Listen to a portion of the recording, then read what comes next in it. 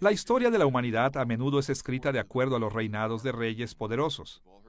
Todos hemos oído de los reyes que gobernaron gran parte de Asia, Europa, África y América Latina. Algunos de ellos conquistaron a tantos enemigos que sus imperios parecían extenderse hasta los confines de la tierra. Y todos ellos tienen al menos una cosa en común.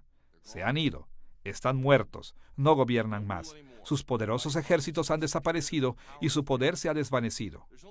Solo ha habido una excepción a esta regla. Hay un rey cuyo poder nunca se ha desvanecido y cuyo reino no tendrá fin. Y por supuesto, su nombre es Jesús. Esta es la quinta lección de nuestra serie Creemos en Jesús y la hemos titulado El Rey. En esta lección veremos cómo Jesús cumple con el oficio del Antiguo Testamento de Rey, gobernando como fiel servidor y como Hijo de Dios. Como hemos visto en lecciones anteriores, en diversas etapas de la historia del Antiguo Testamento, Dios instituyó 3 oficios a través de los cuales administra su reino: los oficios de profeta, sacerdote y rey.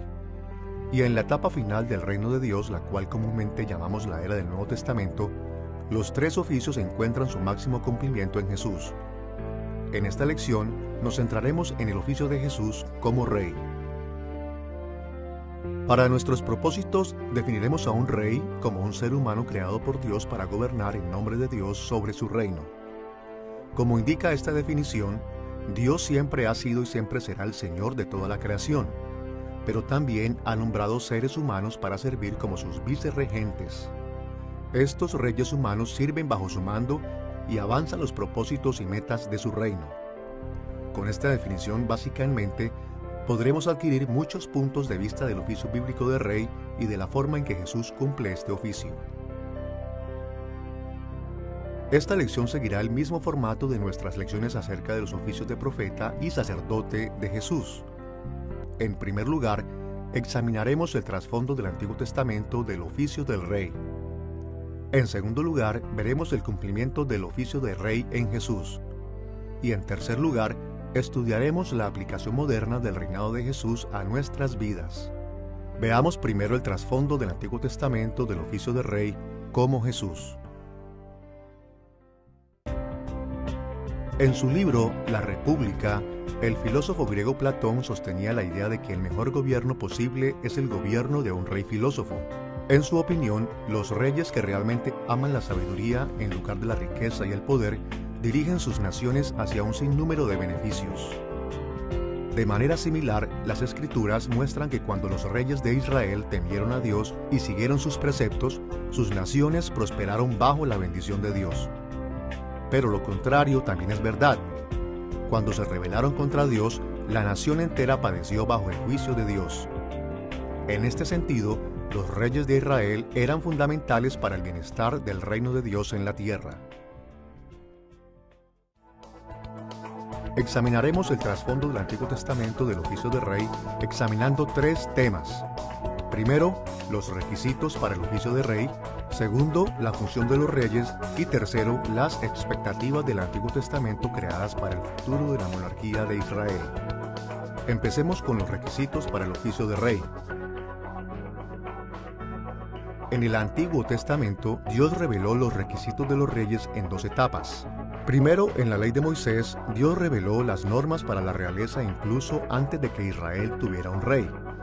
Y en segundo lugar, el pacto con David proporcionó un importante requisito adicional una vez que la monarquía estuvo ya presente. Veamos primero a los principios de la realeza enlistados en la ley de Moisés. Cuando Moisés estaba preparando a la nación de Israel para entrar y conquistar la tierra prometida, les explicó que Dios nombraría un rey sobre ellos, y enumeró 4 principios que deberían guiar al rey que Dios designaría. Escuchemos lo que Moisés escribió en Deuteronomio capítulo 17, versículos 14 al 19. Cuando tomes posesión de ella y la habites, pondrás por rey sobre ti al que Jehová tu Dios escogiere. De entre tus hermanos, él no aumentará para sí caballos, ni hará volver al pueblo a Egipto con el fin de aumentar caballos, ni tomará para sí muchas mujeres, ni plata ni oro amontonará para sí en abundancia. Él escribirá para sí en un libro una copia de esta ley, y leerá en él todos los días de su vida, para que aprenda a temer a Jehová su Dios, para guardar todas las palabras de esta ley y de estos estatutos para ponerlos por obra. Moisés enumeró 4 principios concernientes a los requisitos para la realeza. En primer lugar, dijo que el rey de Israel tenía que ser elegido por Dios. El pueblo no era capaz de elegir un rey que los guiara de la manera que Dios exigía, y ellos no tenían el derecho de conferirle a ninguna persona la autoridad delegada por Dios. Solo Dios podía delegar su autoridad, y solo la delegaría a una persona de su elección. La segunda cosa que Moisés mencionó en Deuteronomio capítulo 17 es que el rey tenía que ser un israelita, es decir, tenía que ser nativo de la nación escogida por Dios.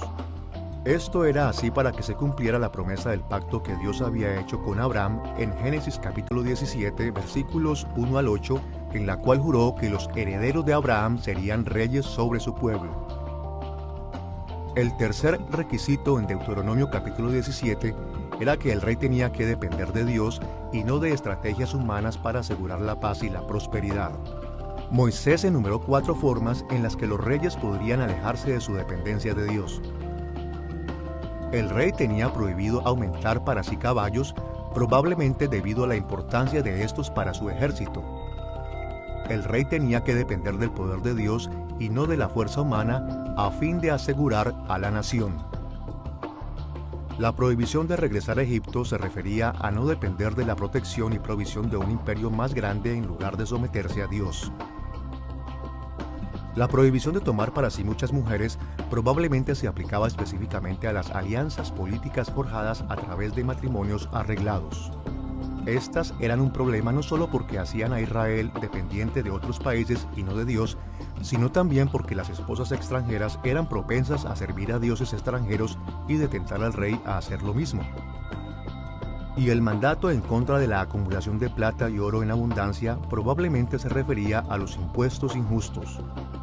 No estaba mal que el rey fuera rico, pero volverse rico por oprimir al pueblo de Dios era un acto criminal.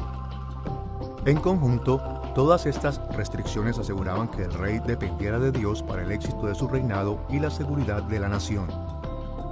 El cuarto punto en el que Moisés hizo hincapié en Deuteronomio capítulo 17 fue que el rey estaba obligado a demostrarle a Dios su fidelidad al pacto al recibir, copiar y meditar en la ley del pacto de Dios. Estas acciones estaban diseñadas para cultivar la reverencia personal, la humildad apropiada y el gobierno fiel. Después de haber visto los requisitos de la realeza revelados por Moisés, estamos listos para considerar un requisito adicional que Dios estableció en su pacto con David. Dios estableció su pacto con David en 2 de Samuel capítulo 7 versículos 8 al 16 y sus términos son mencionados en pasajes como Salmos 89 y 132. Este pacto establece a los descendientes de David como la dinastía permanente de Israel. Dios demostró gran benevolencia con David e Israel, asegurando que los descendientes de David reinarán y que Israel gozará de la estabilidad de la sucesión dinástica. Escuchemos las promesas del pacto de Dios a David en 2 de Samuel capítulo 7 versículos 8 al 16. Yo te tomé del redil de detrás de las ovejas, para que fueses príncipe sobre mi pueblo, sobre Israel, y te he dado nombre grande. Yo fijaré lugar a mi pueblo Israel, y a ti te daré descanso de todos tus enemigos. Yo levantaré después de ti a uno de tu linaje, el cual procederá de tus entrañas, y afirmaré su reino.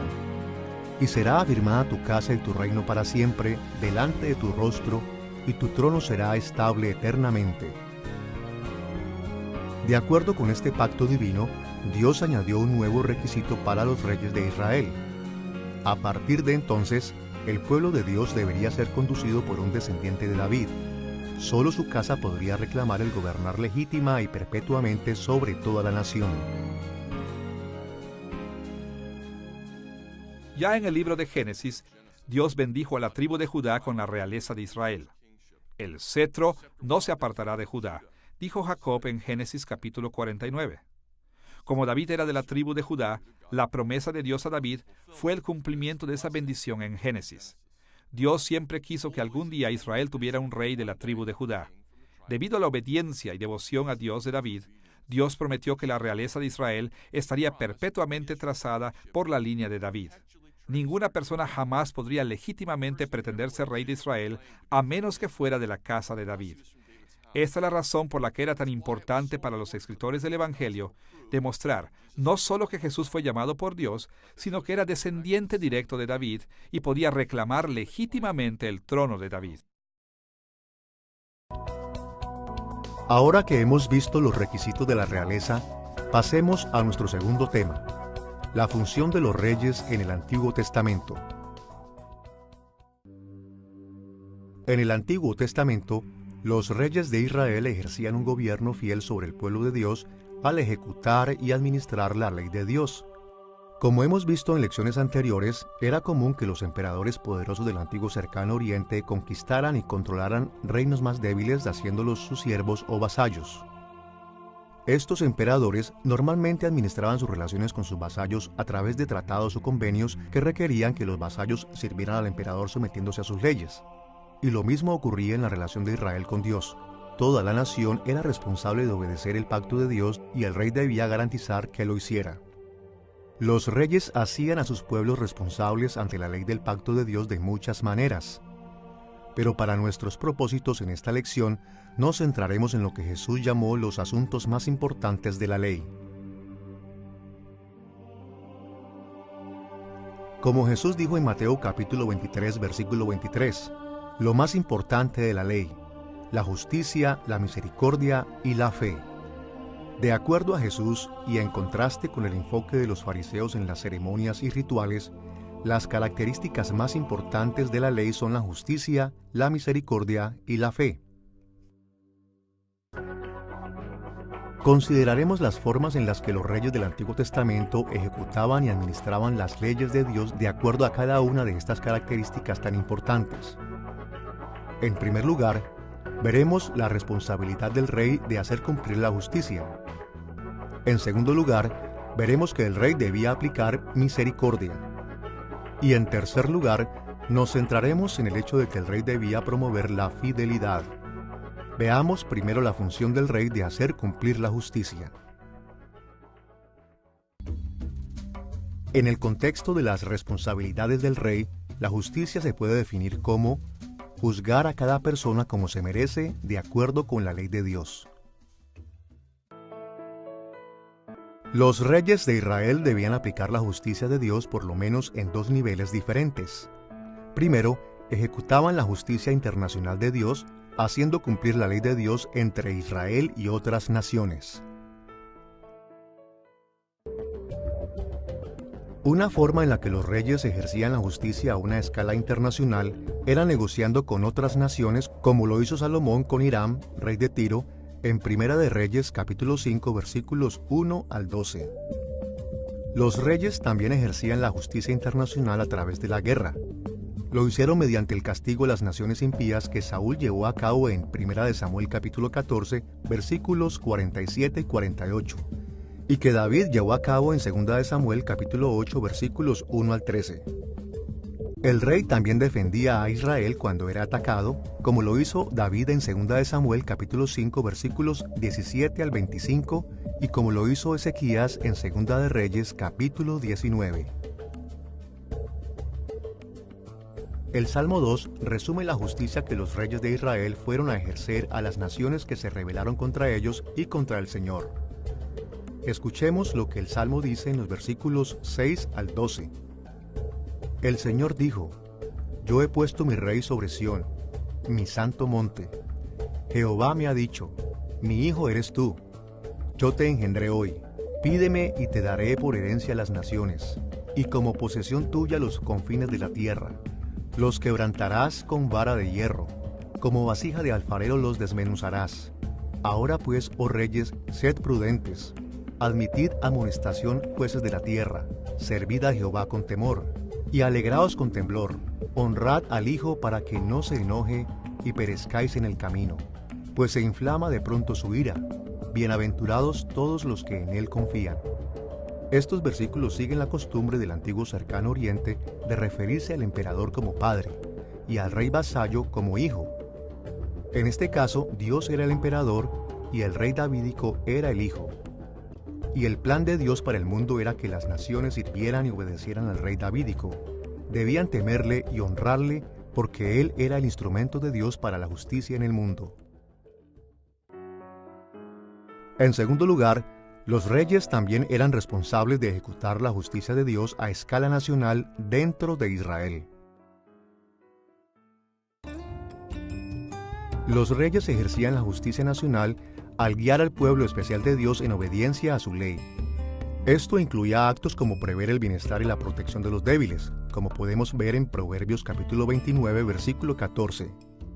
Defenderse de los malvados como David lo ejemplificó en 2 Samuel capítulo 4, versículos 9 al 12.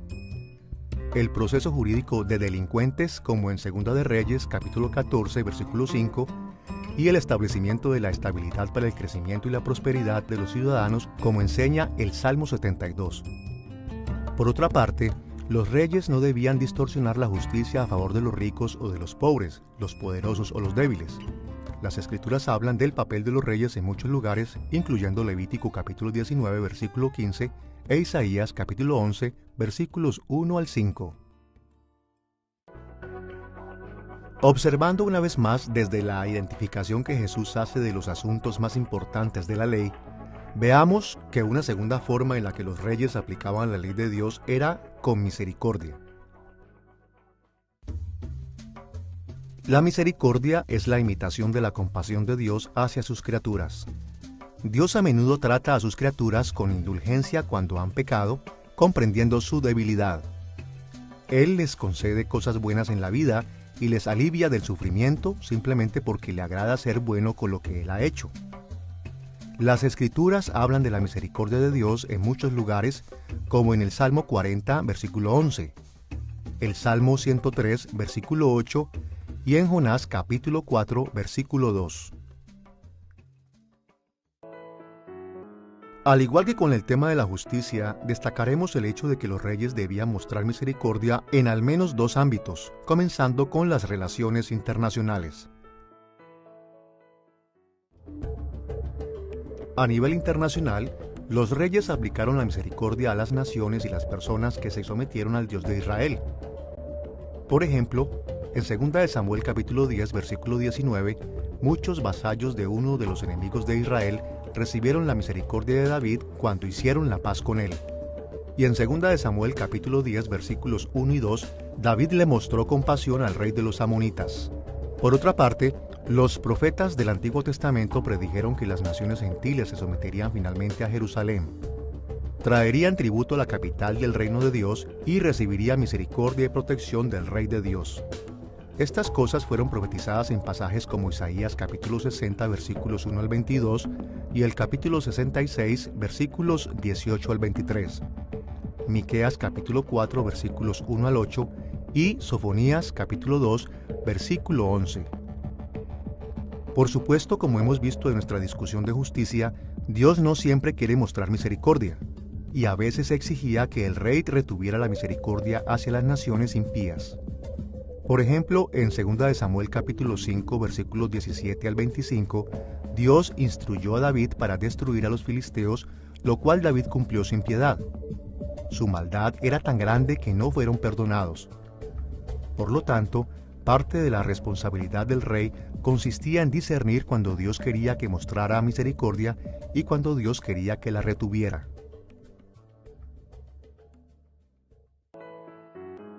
Además de mostrar misericordia en las relaciones internacionales, el rey también era responsable de administrar la ley de Dios, mostrando misericordia a nivel nacional. Debido a que el rey era vasallo de Dios, tenía la obligación de tratar al pueblo de Dios de la misma manera en la que Dios lo trataría, con benevolencia. Como leemos en Oseas capítulo 6, versículo 6, Dios quería que su pueblo mostrara misericordia, incluso más de lo que quería los sacrificios exigidos por la ley. Esto no se debe a que la ley de Dios no sea importante, sino a que la misericordia es uno de los asuntos más importantes de la ley. Por esta razón, un rey misericordioso era un líder ideal, que reflejaba el patrón del propio cuidado de Dios. David ejemplifica esto en pasajes como 2 de Samuel capítulo 19, versículos 18 al 23, donde mostró misericordia a los enemigos que se sometían a él.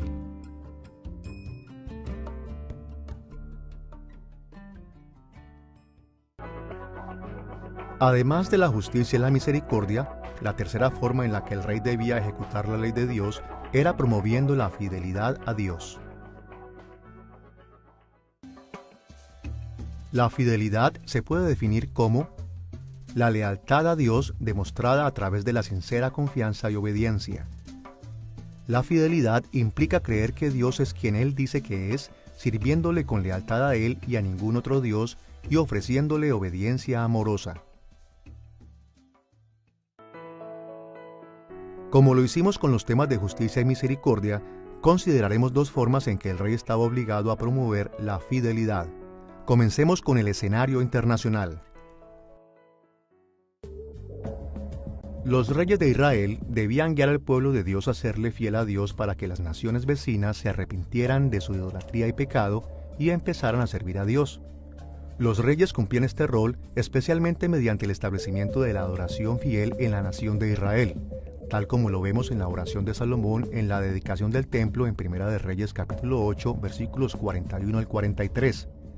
Este mandato mundial de discipular y disciplinar a las naciones también se indica en pasajes como Salmo 72, versículos 8 al 11 y Zacarías capítulo 8, versículos 20 al 23.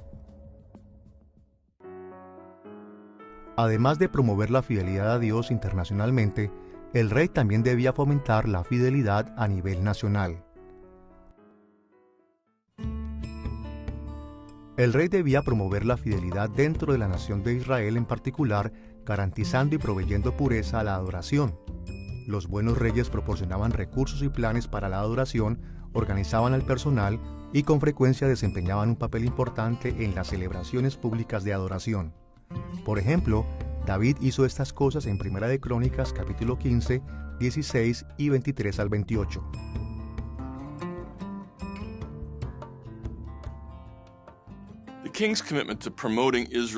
El compromiso del rey para promover la fidelidad de Israel afectó a la nación de manera profunda.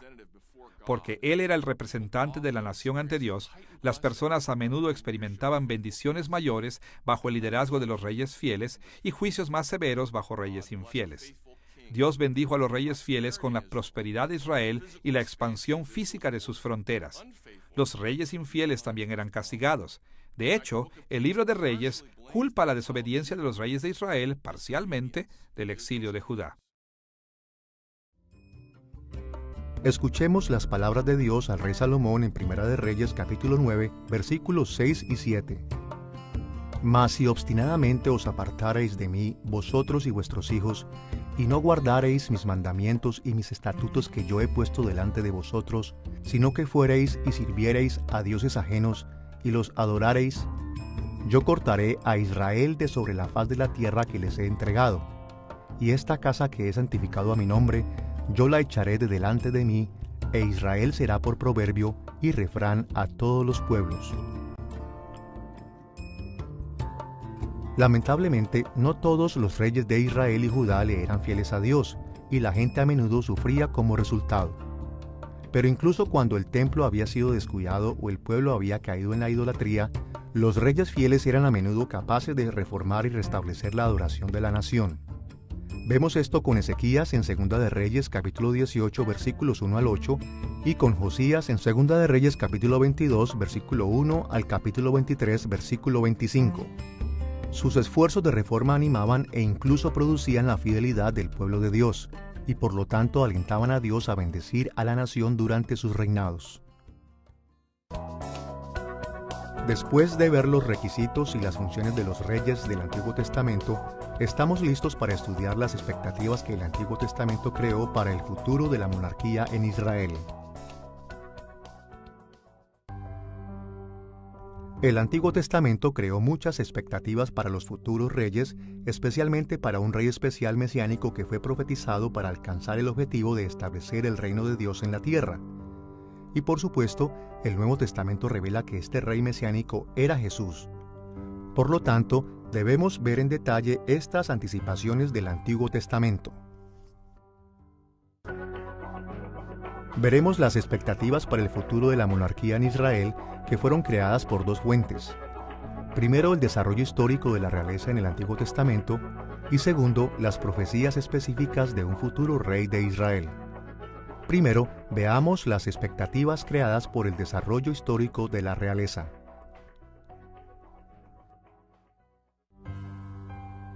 Empezaremos observando el papel fundamental del reinado humano en el plan de Dios antes de la monarquía en Israel, desde los días de la creación hasta el tiempo de los jueces de Israel. Cuando Dios creó el mundo, puso a Adán y a Eva en el jardín del Edén para que sirvieran como sus vicerregentes sobre la creación. Dios indicó este papel de la humanidad en Génesis capítulo 1, versículos 26 y 27, donde planeó y creó a Adán y a Eva a su imagen. En los días del Antiguo Testamento, términos como imagen de Dios, semejanza de los dioses e hijo de Dios se utilizaban comúnmente para referirse a los reyes y emperadores. Esta terminología expresa la creencia de que los reyes eran representantes o virreyes de sus dioses en la tierra. Era trabajo del rey asegurar que la voluntad de su Dios se llevara a cabo en la tierra. Por lo tanto, cuando la Biblia llama a Adán y a Eva imágenes de Dios, quiere decir que Dios designó a toda la raza humana a ser sus virreyes en la tierra. En un sentido más amplio, todos los seres humanos fueron creados para vivir como la realeza, como reyes siervos de Dios que se asegurarían de que su voluntad se hiciera en la tierra. La idea de que las imágenes divinas eran figuras de la realeza ayuda a explicar Génesis capítulo 1, versículo 28, donde Dios le dio este mandato a nuestros primeros padres. Fructificad y multiplicaos, llenad la tierra y sojuzgadla, y señoread en los peces del mar, en las aves de los cielos y en todas las bestias que se mueven sobre la tierra.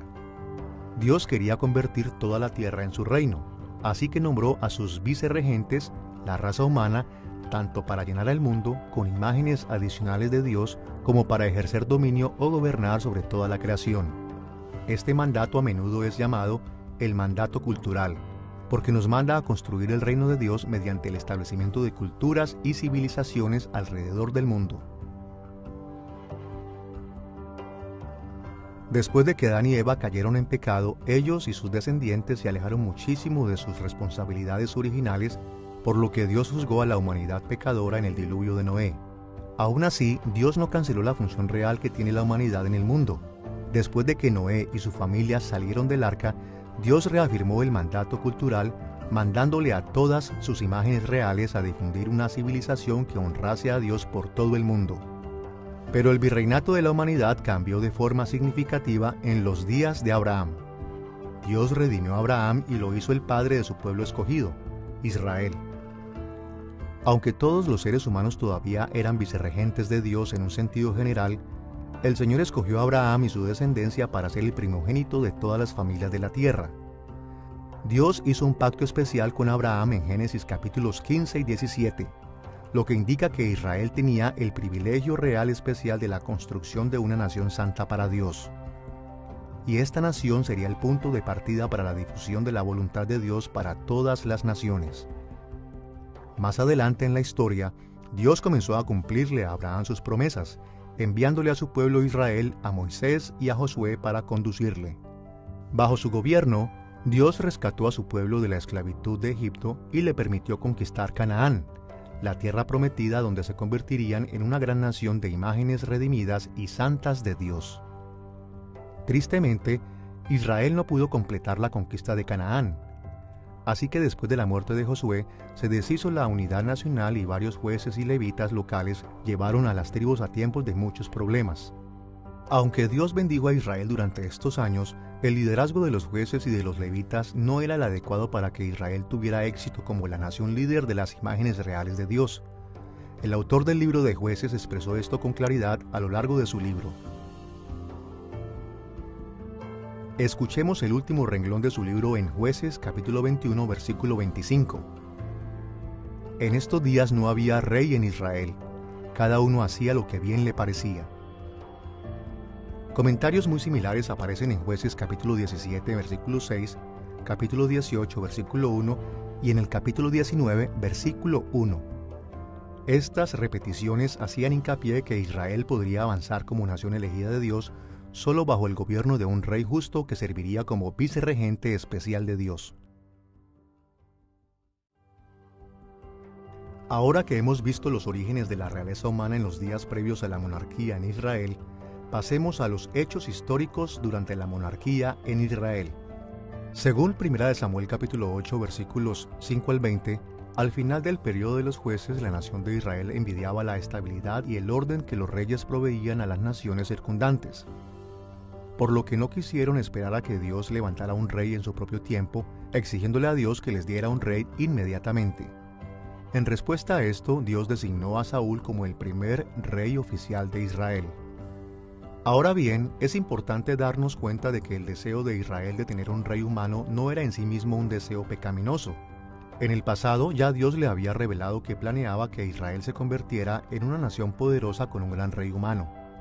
Por ejemplo, en Génesis capítulo 17, versículo 6, Dios le prometió a Abraham que entre los reyes se incluiría a sus descendientes. En Génesis capítulo 49, versículos 8 al 10, Jacob bendijo a su hijo Judá al anunciar que uno de los descendientes de Judá gobernaría como rey de Israel. Y como hemos visto anteriormente en esta lección, Moisés incluso prescribió regulaciones para los reyes de Israel en Deuteronomio capítulo 17, versículos 14 al 19. Incluso, en 1 Samuel capítulo 2, versículo 10, poco antes de que Israel presionara a Dios para que les diera un rey, Ana, que era justa, ofreció una oración profética para que Dios finalmente estableciera un rey justo sobre su pueblo. Pero a pesar de los buenos planes de Dios para la monarquía en Israel, la nación pecó al negarse a confiar en Dios y esperar en Él. Y la designación de Saúl como rey hecha por Dios estaba destinada en parte a disciplinar a la nación por este pecado. Y aunque Saúl hizo avanzar a Israel de cierta manera, su rebelión contra Dios hizo que el Señor lo destituyera a él y a su familia. Pero Dios en su gracia le dio a Israel el tipo de rey que necesitaba tras el fracaso de Saúl, levantando a David como rey.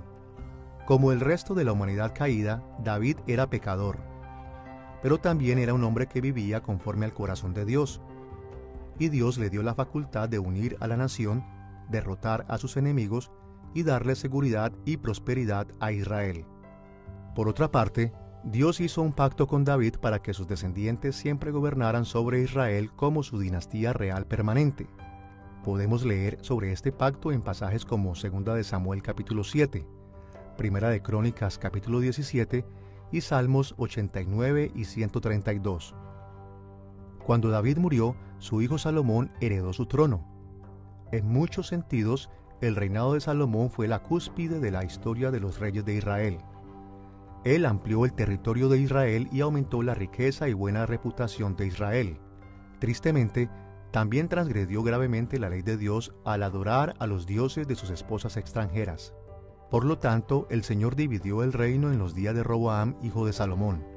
Y las generaciones que siguieron fueron aún más infieles a Dios, de modo que con el tiempo, tanto Israel como Judá cayeron bajo el juicio de Dios y fueron expulsados de sus tierras. El reino del norte de Israel fue conquistado por Asiria en el año 723 o 722 a.C., y el reino del sur, Judá, fue conquistado por Babilonia en el año 587 o 586 a.C. El último rey legítimo fue el descendiente de David, Joaquín, también conocido como Jeconías, quien fue destituido y apresado en el año 597 a.C. Al final del período monárquico, Dios ya había revelado mucho sobre la realeza humana. En un sentido amplio, todos los seres humanos eran virreyes de Dios sobre la tierra. En un sentido más estricto, la nación de Israel celebró un virreinato especial como la familia sagrada de la humanidad que serviría de modelo para otras naciones. Y en el sentido más estricto, los descendientes reales de David ocuparon el cargo de jefes, de vicerregentes de Dios. Dios ordenó a los hijos de David que guiaran a los israelitas y al resto del mundo para hacer la voluntad del Rey Supremo, Dios.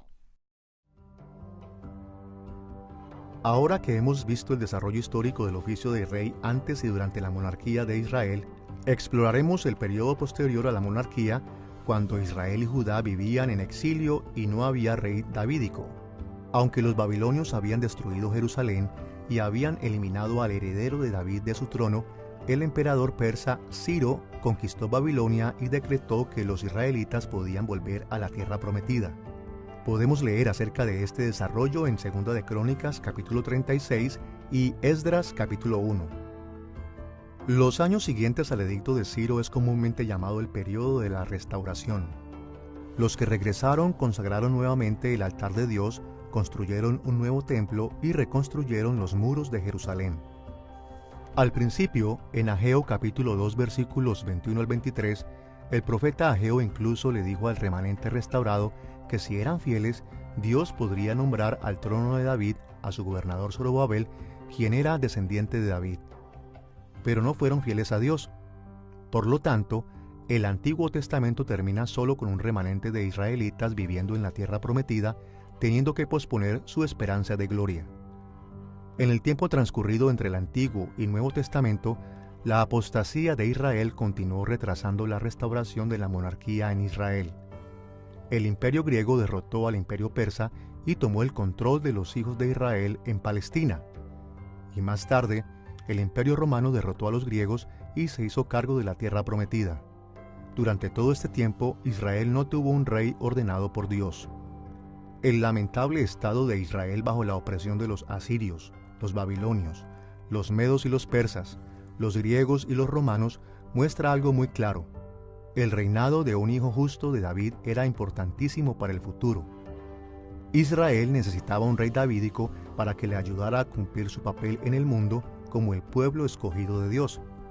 Por lo tanto, el pueblo fiel de Dios continuó esperando con interés el momento en el que Dios cumpliría su pacto con David al enviar a un rey davídico justo para liberarlo de sus opresores y para extender la voluntad de Dios sobre el mundo entero.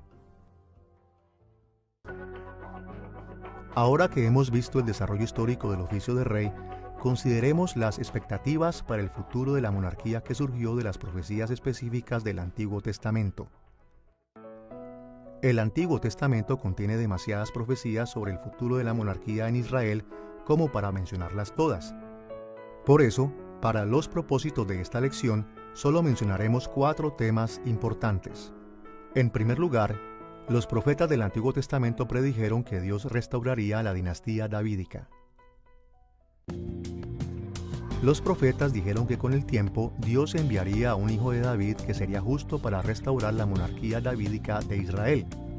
Esto lo vemos en muchos pasajes, incluyendo el Salmo 89, Isaías capítulo 9, versículo 7 y capítulo 16, versículo 5, Jeremías capítulo 23, versículo 5 y el capítulo 33, versículos 25 y 26, y Ezequiel capítulo 34, versículos 23 y 24. A modo de ejemplo, escuchemos lo que Dios dijo por medio del profeta Amós en Amós capítulo 9, versículo 11. En aquel día yo levantaré el tabernáculo caído de David y cerraré sus portillos y levantaré sus ruinas y lo edificaré como en el tiempo pasado. En segundo lugar, los profetas predijeron que este futuro hijo de David le daría al pueblo de Dios libertad y victoria sobre sus enemigos.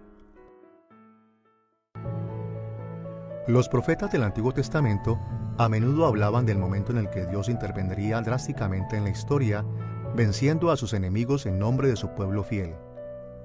Dios prometió enjuiciar a todos los que se oponían a su camino, incluyendo a los infieles dentro de Israel. Y los profetas continuamente asociaban tal victoria con el futuro heredero del trono de David, el cual actuaría como el gran vicerregente de Dios. Estas expectativas fueron profetizadas en pasajes como el Salmo 132, versículos 17 y 18, Isaías capítulo 9, versículos 4 al 7, Jeremías capítulo 30, versículos 5 al 17, Ezequiel capítulo 34, versículo 2, y Zacarías capítulo 12 versículos 1 al 10. Por ejemplo, escuchemos esta profecía en Jeremías capítulo 30 versículos 8 y 9. En aquel día, dice Jehová de los ejércitos, yo quebraré su yugo de tu cuello, y romperé tus coyundas, y extranjeros no lo volverán más a poner en servidumbre, sino que servirán a Jehová su Dios y a David su rey, a quien yo les levantaré. En tercer lugar, los profetas del Antiguo Testamento predijeron que este futuro hijo de David establecería un reino eterno.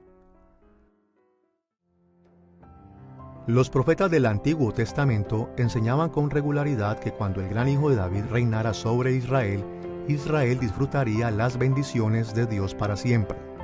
El reinado del rey davídico haría la tierra como el cielo, y su gente viviría con paz duradera y con prosperidad. Esta expectativa aparece en pasajes como Isaías capítulo 55 versículos 3 al 13 y Ezequiel capítulo 37 versículos 24 y 25. Por ejemplo, escuchemos qué dijo Isaías acerca del futuro hijo de David en Isaías capítulo 9 versículo 7. Lo dilatado de su imperio y la paz no tendrán límite sobre el trono de David y sobre su reino, disponiéndolo y confirmándolo en juicio y en justicia desde ahora y para siempre. El celo de Jehová de los ejércitos hará esto.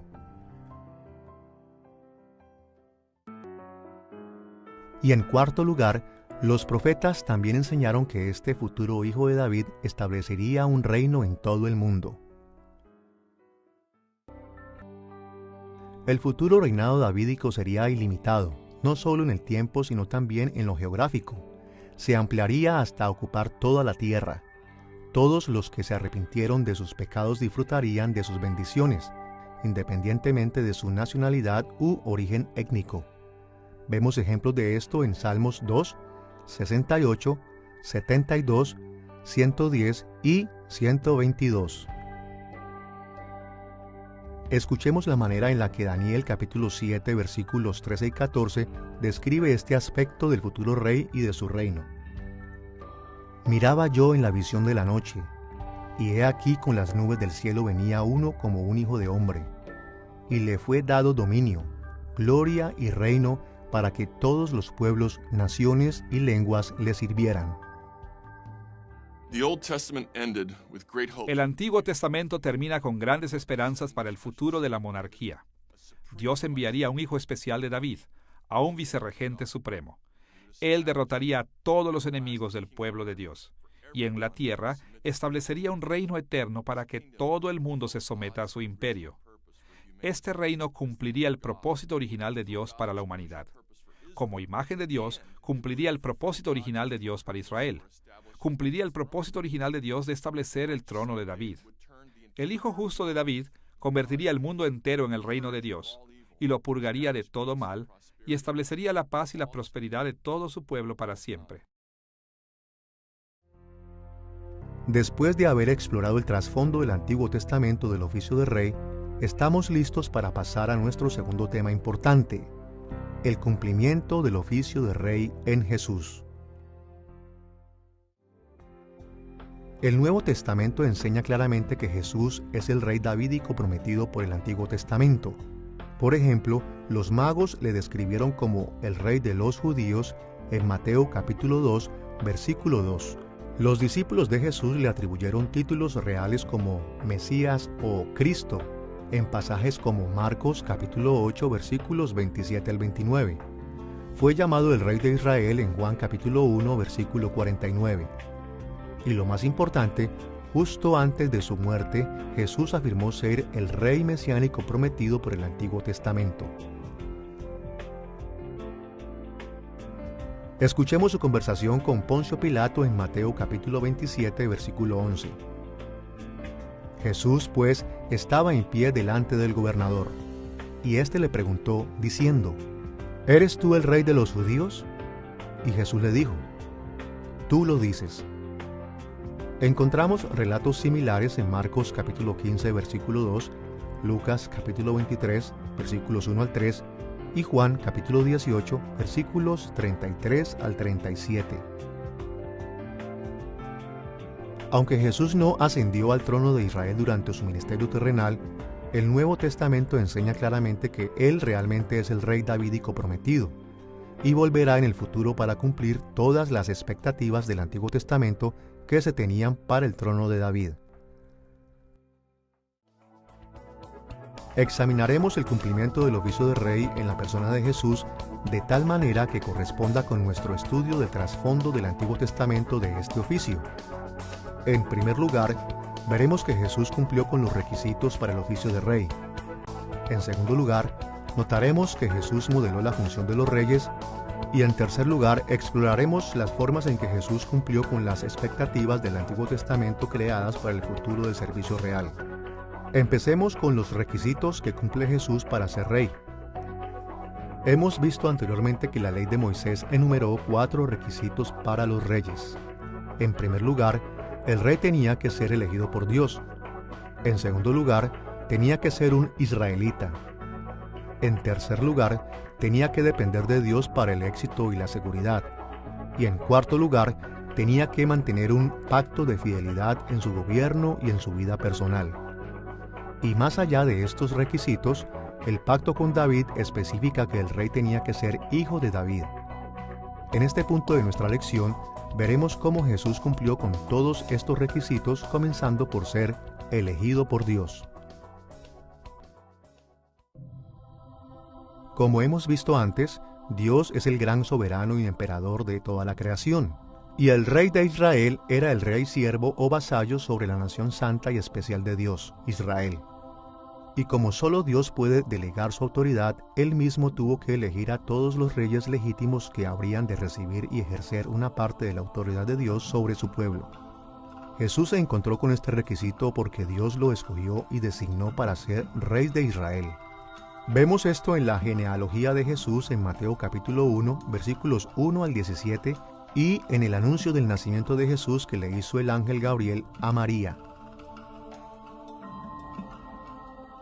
Escuchemos las palabras de Gabriel a María en Lucas capítulo 1, versículos 31 al 33.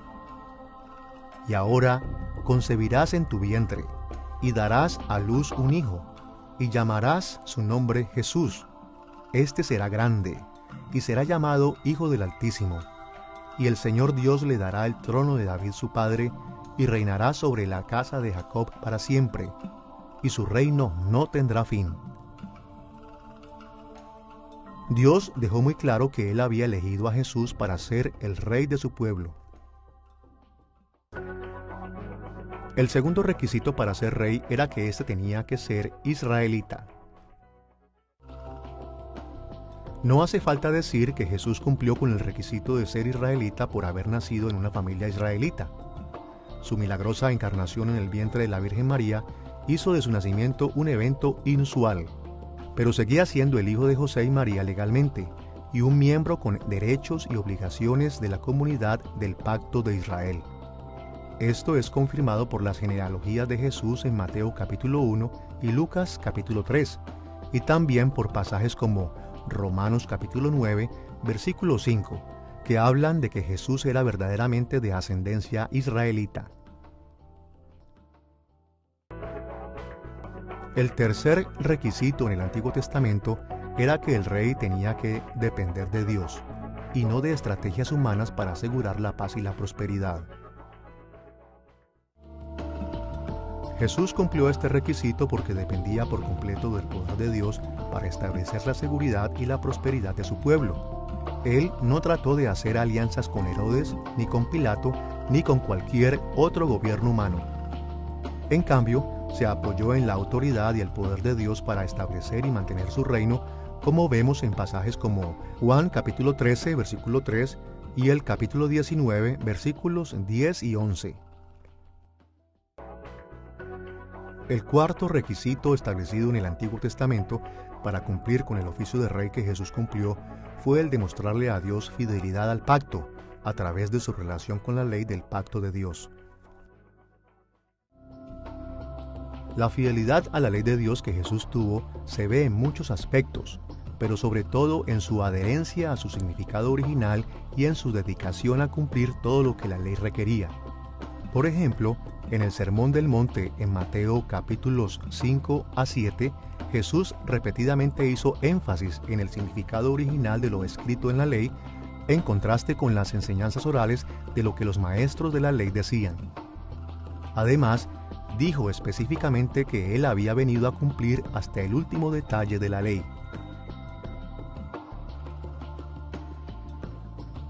Escuchemos lo que dijo en Mateo capítulo 5 versículos 17 y 18. No penséis que he venido para abrogar la ley o los profetas. No he venido para abrogar, sino para cumplir. Porque de cierto os digo que hasta que pasen el cielo y la tierra, ni una jota ni una tilde pasará de la ley, hasta que todo se haya cumplido.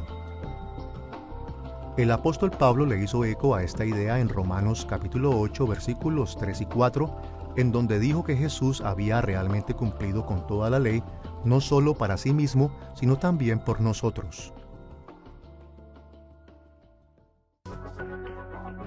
El quinto requisito del Antiguo Testamento que Jesús cumplió fue que él era un hijo de David. El pacto de Dios con David estableció a los descendientes de David como la dinastía permanente de Israel. Por lo tanto, solo los herederos de David podían reclamar legítimamente el trono de Israel. En muchos lugares de las Escrituras se enseña claramente que Jesús pertenecía a la casa de David. Para enumerar solo algunos, lo vemos en Mateo capítulo 1 versículos 1 al 25, Romanos capítulo 1 versículos 1 al 3 y Apocalipsis capítulo 5 versículo 5 y el capítulo 22 versículo 16. Ahora que hemos visto los requisitos de Jesús para la realeza, pasemos a las maneras en las que Jesús cumplió la función de servicio real. Anteriormente dijimos en esta lección que la función básica de un rey es ejercer fielmente el gobierno en nombre de Dios sobre su nación vasalla, especialmente mediante la administración de la ley de Dios. Ahora, todos los cristianos reconocemos que Jesús no completó su trabajo durante su ministerio terrenal. De hecho, Jesús continúa trabajando desde el cielo y en la iglesia en este momento, y con el tiempo volverá a completar su obra. Ha hecho más de lo que era suficiente para nosotros para demostrar que en realidad Él es el Cristo, el Rey davídico que Dios envió para restaurar su reino. Consideraremos la función de Jesús como Rey usando las mismas categorías que hemos observado en el trasfondo del Antiguo Testamento para este oficio. El cumplimiento de la justicia, la aplicación de la misericordia y la promoción de la fidelidad. Veamos primero el cumplimiento de Jesús de la justicia. Al igual que en nuestra sección sobre el Antiguo Testamento, exploraremos el concepto de justicia en dos ámbitos, comenzando con el de justicia internacional. Durante la mayor parte de su ministerio terrenal, Jesús no se involucró directamente con los gobiernos humanos, pero sí buscó la justicia al hacer la guerra contra el reino de Satanás y sus demonios, y al liberar a su pueblo de la tiranía del pecado. Las Escrituras describen esto como una batalla espiritual entre el reino de Dios y el reino de Satanás en pasajes como Lucas capítulo 11 versículos 14 al 20 y Efesios capítulo 2 versículo 2. Por lo tanto, es razonable comparar su ministerio con las antiguas formas en las que los reyes del Antiguo Testamento buscaban la justicia internacional a través de la guerra. Como Jesús dijo en Mateo capítulo 12 versículo 28, «Pero si yo por el Espíritu de Dios echo fuera los demonios, ciertamente ha llegado a vosotros el reino de Dios». En este versículo, Jesús indicó que los exorcismos que realizaba eran prueba de que estaba al mando del reino de Dios en la batalla contra el reino de Satanás. Los reyes del Antiguo Testamento también ejercían la justicia internacional mediante la participación en las negociaciones de paz con otras naciones. Aunque Jesús no hizo esto a menudo, recibió tributo de manera pacífica de los sabios de Oriente que le llevaban regalos en Mateo capítulo 2. Estos sabios eran representantes de las naciones extranjeras y sus intenciones eran fomentar la buena voluntad entre las naciones y el recién nacido rey de Israel. Además de ejercer la justicia internacional, Jesús también defendió la justicia de Dios respecto a lo nacional en Israel. Al igual que otros reyes humanos, Jesús no acostumbraba a involucrarse en disputas personales. En cambio, se las dejaba a los tribunales y autoridades menores. Pero sí exhortaba a la justicia a sus pueblos frecuentemente. Esto lo vemos en pasajes como Mateo capítulo 5, versículos 25 y 26, y el capítulo 12, versículos 15 al 21, así como Lucas capítulo 18, versículos 7 y 8. Jesús también garantizaba que Él mantenía un registro de las buenas y las malas obras con el fin de pagarlas en su regreso como juez. Este aspecto de su función real es evidente en pasajes como Mateo capítulo 10, versículo 15, capítulo 11, versículos 22 al 24 y el capítulo 12, versículo 36, donde habló de condenas específicas que tomarán lugar en el futuro. También lo vemos en Juan capítulo 5, versículo 22, en donde se indica que Él es quien llevará a cabo la condenación. Además de ejercer la justicia, Jesús cumplió con la función de rey mediante la aplicación de la ley de Dios con misericordia. Jesús demostró la misericordia real imitando la compasión de Dios hacia sus criaturas. Mostró tolerancia cuando las personas pecaban. Comprendió su debilidad. Les proveyó y les concedió alivio de su sufrimiento. Veremos la manera en que Jesús demostró su misericordia en dos ámbitos, empezando con el escenario internacional. A nivel internacional, el rey tenía que tener misericordia por las naciones y por la gente que se sometía a Dios. Y Jesús hizo eso de varias maneras. Una de ellas fue que sanó de manera milagrosa a muchos gentiles que estaban fuera de la nación de Israel. Por ejemplo, sanó a la hija de la cananea en Mateo capítulo 15, versículo 28. Sanó al siervo de un centurión romano en Mateo capítulo 8, versículo 13, y exorcizó una legión de demonios de un hombre en la región gentil de Decápolis en Marcos capítulo 5, versículos 1 al 20. Por otra parte, Jesús ministró en varios lugares de gentiles, incluyendo Tiro, Sidón y Decápolis, para que su mensaje y su obra se convirtiera en una luz de revelación para los gentiles, tal como Simeón había profetizado que sucedería en Lucas capítulo 2, versículo 32.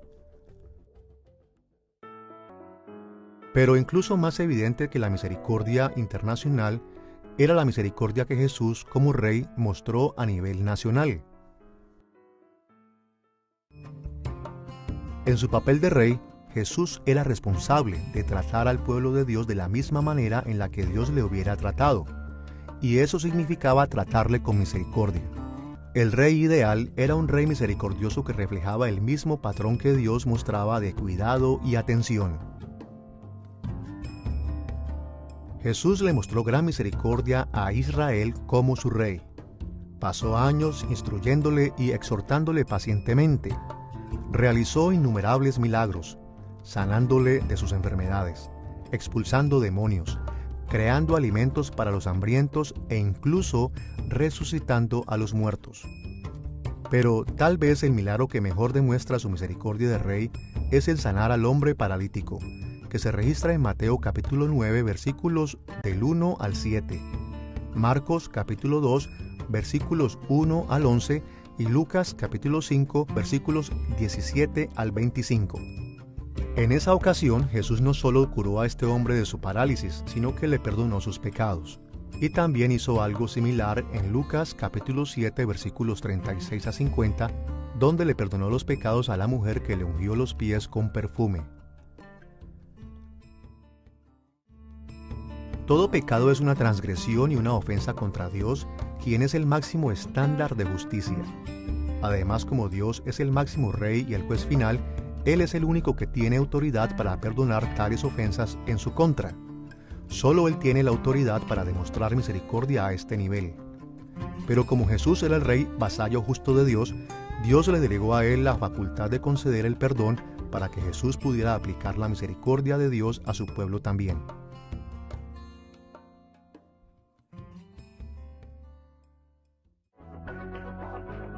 La tercera forma en la que Jesús cumplió con la función de rey fue mediante la ejecución de la ley de Dios de una manera que promovía la fidelidad a Dios. Como hicimos con los temas de la justicia y de la misericordia, consideraremos la promoción de la fidelidad de Jesús en dos partes, comenzando con el escenario internacional. La forma más directa en la que Jesús promovió la adoración sincera y la obediencia a Dios fue predicando el reino de Dios a las naciones gentiles.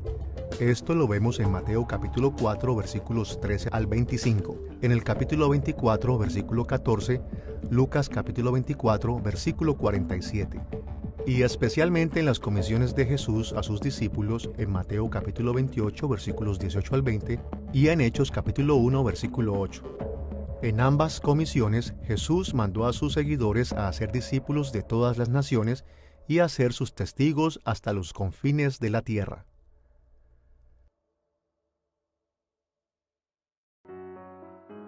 Y por supuesto, Jesús también promovió la fidelidad a nivel nacional. Al igual que con su trabajo internacional entre los gentiles, Jesús promovió la fidelidad dentro de la nación de Israel, especialmente a través de la predicación del Evangelio. Mientras iba de pueblo en pueblo, le mandaba a la gente a arrepentirse, a apartarse de sus pecados y a ser leales a Dios, dado que el reino de Dios estaba cerca. Escuchemos la manera en la que Mateo resumió la predicación de Jesús en Mateo capítulo 4, versículo 17.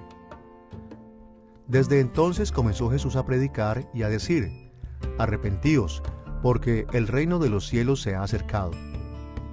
Vemos resúmenes similares en Marcos capítulo 1 versículo 15 y Lucas capítulo 5 versículo 32 y en el capítulo 10 versículo 13.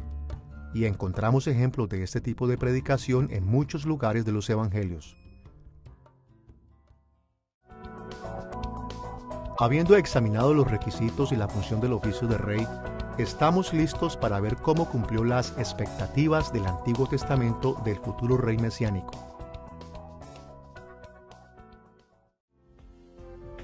A lo largo de la historia de Israel, las debilidades y pecados de sus reyes le impidieron cumplir con sus responsabilidades ante Dios.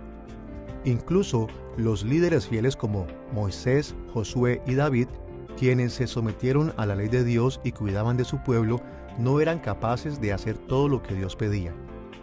A lo mucho, proveían paz y seguridad por un corto tiempo.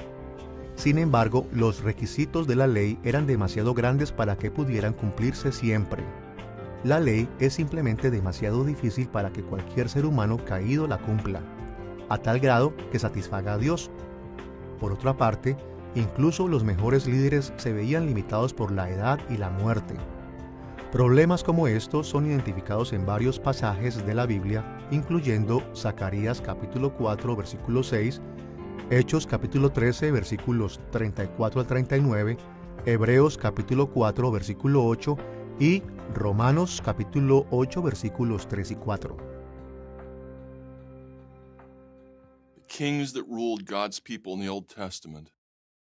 Los reyes que gobernaron al pueblo de Dios en el Antiguo Testamento nunca obtuvieron las bendiciones más grandes de Dios para su pueblo. No pudieron. Eran seres humanos caídos y frágiles, pero sus fracasos crearon la esperanza de que Dios finalmente cumpliera su pacto con David, enviando a un hijo justo de David a rescatar a su pueblo. Ese rey sería empoderado de manera especial por el Espíritu de Dios para no estar limitado por la fragilidad humana normal. Él sería el que guardaría la ley de Dios de manera perfecta, como el redentor de las fallas de la línea de David y de la nación de Israel y de la raza humana. Y ese es exactamente el tipo de rey que Dios envió en la persona de Jesús. A través de Jesús, el Hijo justo de David, el Mesías, Dios finalmente hizo por la humanidad lo que no podíamos hacer por nosotros mismos. Juan 12. Consideraremos la forma en la que Jesús cumplió estas expectativas del Antiguo Testamento, enfocándonos en 4 aspectos de su reinado. En primer lugar, veremos que Jesús restauró la dinastía davídica. En segundo lugar, nos centraremos en la libertad y victoria que le dio a su pueblo. En tercer lugar, consideraremos el reino eterno que trajo Jesús. Y en cuarto lugar, veremos que ese reino está en todo el mundo. Comencemos con el hecho de que Jesús restauró la dinastía davídica. En muchas ocasiones en el Nuevo Testamento, Jesús se identifica de manera específica como el hijo de David de la profecía, quien restauraría la dinastía de David.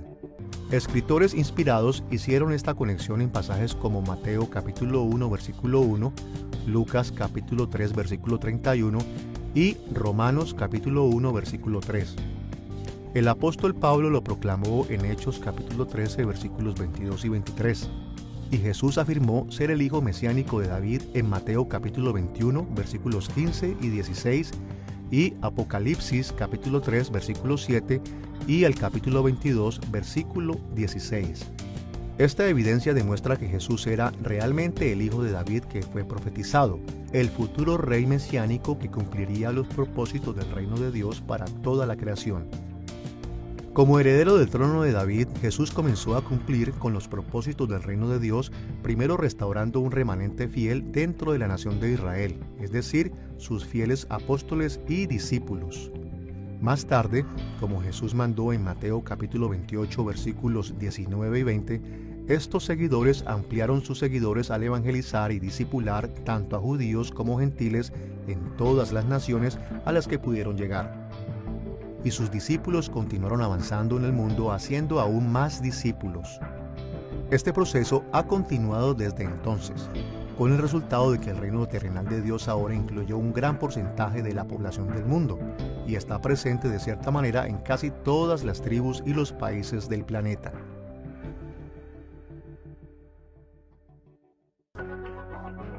Jesús también cumplió con las expectativas del Antiguo Testamento al dar libertad y victoria a aquellos que le eran fieles. Durante su vida en la tierra, Jesús actuó decididamente para darle libertad a su pueblo mediante la victoria sobre sus enemigos espirituales, tales como el pecado, la muerte y los demonios. Escuchemos las siguientes palabras de Mateo capítulo 1 versículos 21 al 23. El ángel del Señor le dijo a José: y dará a luz un hijo, y llamará su nombre Jesús, porque él salvará a su pueblo de sus pecados. Todo esto aconteció para que se cumpliese lo dicho por el Señor por medio del profeta, cuando dijo: He aquí, una virgen concebirá y dará a luz un hijo, y llamarás su nombre Emmanuel, que traducido es Dios con nosotros.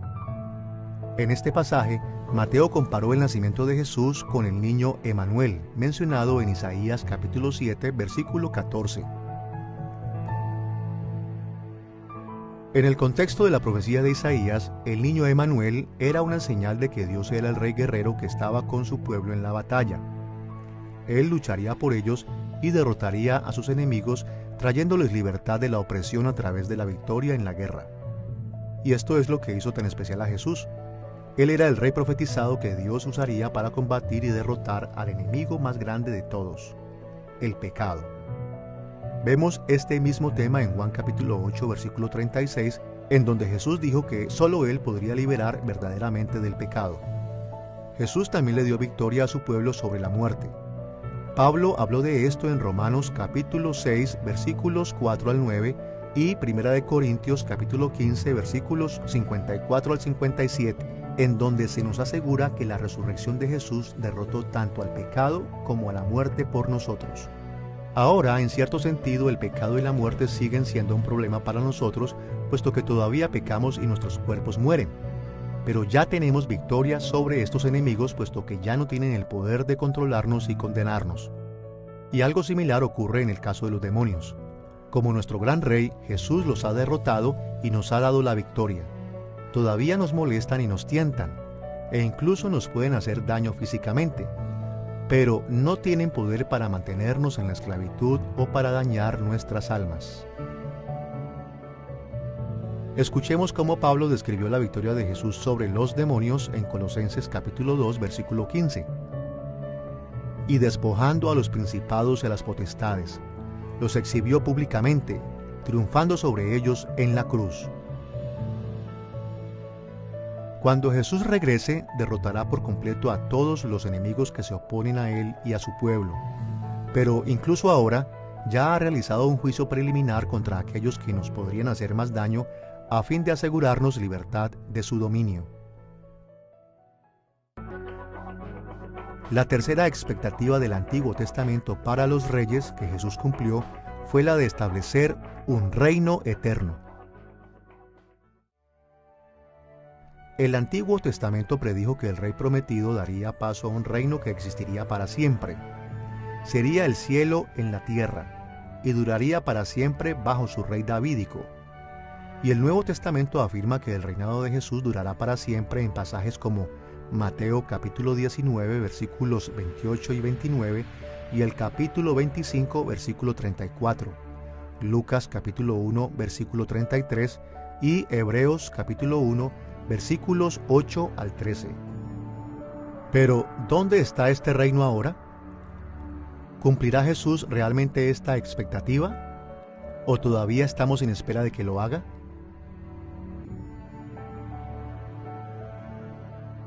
Jesús estableció su reino mesiánico claramente antes de ascender a su trono en el cielo. Vemos esto en pasajes como Mateo capítulo 12 versículo 28, donde Jesús dice que su poder de expulsar demonios demostraba que él ya había traído el reino de Dios. El exorcismo no era una señal de que el reino ya estaba en camino. Más bien era una prueba de que el reino ya estaba presente en poder y que su rey estaba sacando a sus enemigos. Y si bien algunos estudiosos argumentan que el reino no vino en la forma visible que muchos esperaban, Jesús insistió en que era un error buscar sus manifestaciones físicas en el sentido del poder político tradicional. Como le dijo a los fariseos en Lucas capítulo 17 versículos 20 y 21. Preguntado por los fariseos cuándo había de venir el reino de Dios, les respondió y dijo: El reino de Dios no vendrá con advertencia, ni dirán: helo aquí o helo allí, porque he aquí el reino de Dios está entre vosotros. Por último, la cuarta expectativa del Antiguo Testamento para el rey davídico que cumplió Jesús fue que estableció un reino mundial. Cuando Jesús regrese, toda la nueva tierra será parte de su reino, y su poder físico y reinado reemplazará a todos los gobiernos terrenales. Por ahora, su reinado universal es fundamentalmente espiritual, como podemos ver en Efesios capítulo 1, versículos 21 y 22. Pero cuando regrese, será también un reino físico. Apocalipsis capítulo 21 y 22 muestran una imagen gloriosa de los nuevos cielos y la nueva tierra, donde Jesús reinará como rey desde su capital, la Nueva Jerusalén.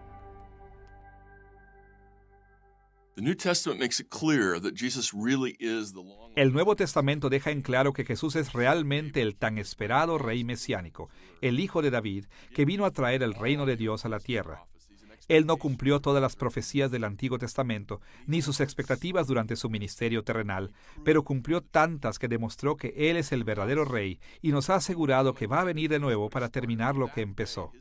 En ese día, su reino cumplirá perfectamente los propósitos originales de Dios para la creación. El mundo entero será el reino terrenal de Dios, libre de pecado y sufrimiento, seguro en paz y prosperidad y bendecido por la comunión con Dios y la presencia de Dios. Hasta ahora, en nuestra lección sobre Jesús el Rey, hemos explorado el trasfondo del Antiguo Testamento del oficio de Rey de Jesús y el cumplimiento de este oficio en Jesús. Ahora estamos listos para reflexionar en nuestro último tema importante, la aplicación moderna del papel de Jesús como Rey. Si bien hay muchas maneras de describir las implicaciones modernas de la realeza de Jesús, una manera útil de describirlas se puede encontrar en la pregunta y respuesta 26 del Catecismo Menor de Westminster. En respuesta a la pregunta, ¿cómo ejecuta Cristo el oficio de Rey? El Catecismo responde: Cristo ejecuta el oficio de Rey sujetándonos a sí mismo, rigiendo y defendiéndonos, y restringiendo y venciendo a todos sus enemigos y los nuestros. En términos de teología sistemática, esta respuesta describe las maneras en las que la realeza de Jesús impacta en nuestras vidas en tres categorías tradicionales. En primer lugar, Jesús está sujetándonos a sí mismo, es decir, nos lleva a su reino, por lo que ya no somos sus enemigos, sino sus amados ciudadanos. En segundo lugar, gobierna en su reino rigiendo y defendiéndonos. En tercer lugar, restringiendo y finalmente venciendo a todos sus enemigos y a los nuestros. Siguiendo el énfasis del Catecismo Menor de Westminster, hablaremos de la aplicación moderna del oficio de Rey de Jesús en 3 partes. En primer lugar, veremos que Jesús construye su reino. En segundo lugar, consideraremos el hecho de que Él gobierna a su pueblo. Y en tercer lugar, nos centraremos en la forma en la que vence a sus enemigos. Veamos primero cómo Jesús construye su reino. Consideraremos cómo Jesús construye su reino desde 3 perspectivas. La primera es la meta de su obra, la segunda es la manifestación de su reino en el mundo y la tercera, el método que Jesús está usando para construir su reino. Comencemos con la meta de la obra de Jesús. Las Escrituras enseñan que Dios planea convertir al mundo entero en su reino terrenal para que su gobierno en la tierra refleje su gobierno en el cielo. Esto lo vemos en pasajes como Mateo, capítulo 6, versículo 10, donde Jesús nos enseñó a orar para que viniera a nosotros su reino, y para que su voluntad se hiciera tanto en la tierra como en el cielo. Y vemos esto en la imagen de los nuevos cielos y la nueva tierra descrita en Apocalipsis capítulo 21 y 22. Por lo tanto, en términos generales, la meta de Jesús de construir el reino es la de convertir al mundo en el reino terrenal de Dios, adecuado para que Él lo pueda habitar, y lleno de personas completamente leales a Él.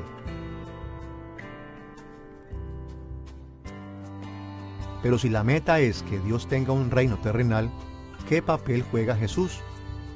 Bueno, a pesar de que Dios es el Rey Supremo de toda la creación, Él ha nombrado a Jesús para gobernar de una manera más directa, por lo que el reino de Dios es también llamado el reino de Jesús.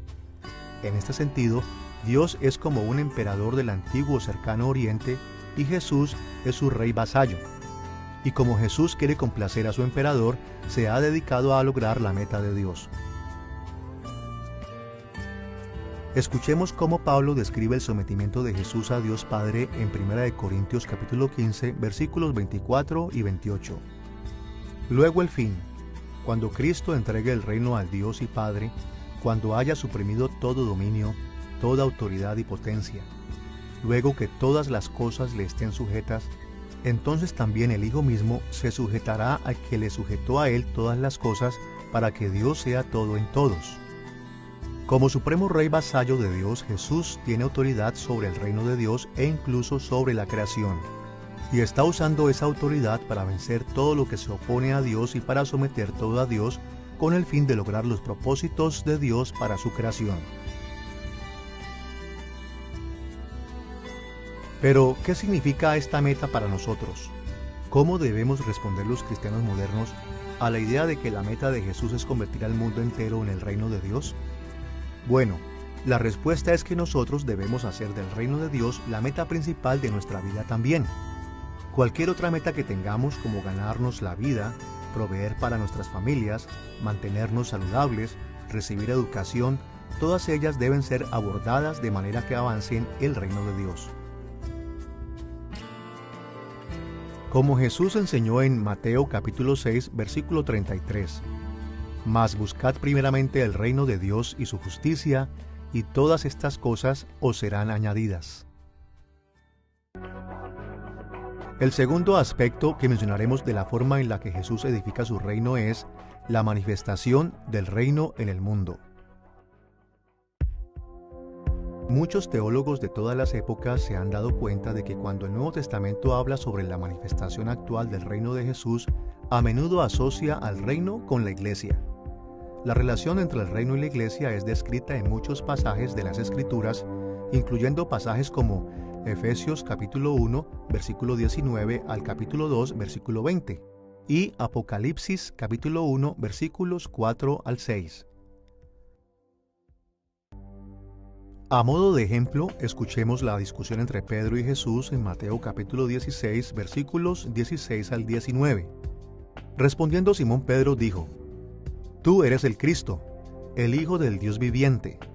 Entonces le respondió Jesús: «Bienaventurado eres, Simón, hijo de Jonás, porque no te lo reveló carne ni sangre, sino mi Padre que está en los cielos. Y yo también te digo, que tú eres Pedro, y sobre esta roca edificaré mi iglesia, y las puertas del Hades no prevalecerán contra ella, y a ti te daré las llaves del reino de los cielos, y todo lo que atares en la tierra será atado en los cielos, y todo lo que desatares en la tierra será desatado en los cielos. Este pasaje menciona al menos 3 cosas que asocian estrechamente al reino con la iglesia. En primer lugar, Jesús dijo, edificaré mi iglesia. Y continuó esta declaración diciendo que él daría a Pedro las llaves del reino de los cielos. Notemos la conexión aquí. Pedro, un apóstol y parte de las bases de la iglesia, tendría poder sobre el reino de los cielos.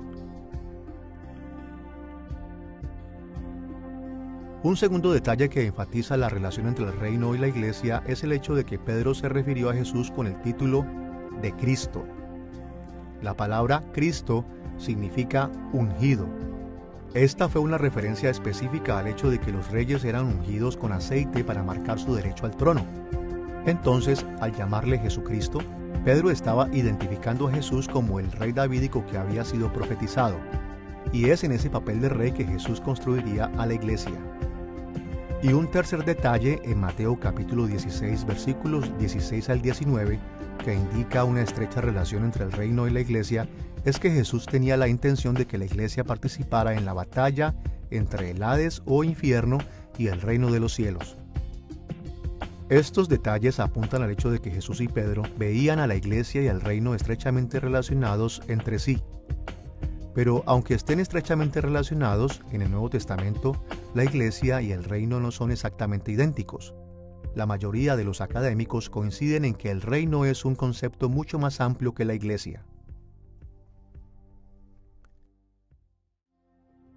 El Nuevo Testamento enseña que la gloriosa etapa final del reinado de Dios sobre la creación se inició en la primera venida de Cristo. Desde entonces, el reino de Dios en la tierra ha continuado creciendo y sometiéndose a muchas de las facetas de la cultura humana a Dios. Y cuando Cristo regrese, el reino de Dios será manifestado a fondo sin oposición y por completo, y a través de cada aspecto de la naturaleza humana y la cultura. Pero ¿cómo se ajusta la iglesia a ese esquema de la historia? Básicamente, la iglesia es el núcleo del reino de Dios en la tierra en la época actual. Nosotros nos dedicamos a promover el reino de Dios ahora. Y cuando Cristo vuelva, vamos a heredar todas las bendiciones del reino. Hasta que ese momento llegue, difundiremos el Evangelio de Cristo enseñando todo lo que Él ordenó a fin de ampliar el reino manifestado de Dios en todas las dimensiones de la sociedad humana en la mayor medida posible antes del regreso de Cristo. Ahora que hemos considerado la meta de Jesús para edificar su reino y la manifestación de su reino, debemos recurrir a los métodos que Jesús utiliza para construir su reino. Jesús construye su reino de 2 maneras principales, las cuales involucran directamente a la iglesia. Añade más personas a la iglesia y amplía sus fronteras geográficas. En el Nuevo Testamento, Jesús comenzó a reunir personas principalmente de Israel, pero en su ascensión le instruyó a la iglesia que extendiera su reino desde Judea hasta Samaria y así hasta los confines de la tierra, como podemos leerlo en Hechos capítulo 1, versículos 6 al 8. Jesús está construyendo su reino al ampliar la iglesia para incluir a toda la raza humana y cubrir el mundo entero. Pero, ¿cómo es que nosotros, la iglesia, respondemos y participamos en esta obra? En términos generales, la respuesta a esta pregunta se encuentra en las palabras de la Gran Comisión en Mateo capítulo 28, versículos 19 y 20.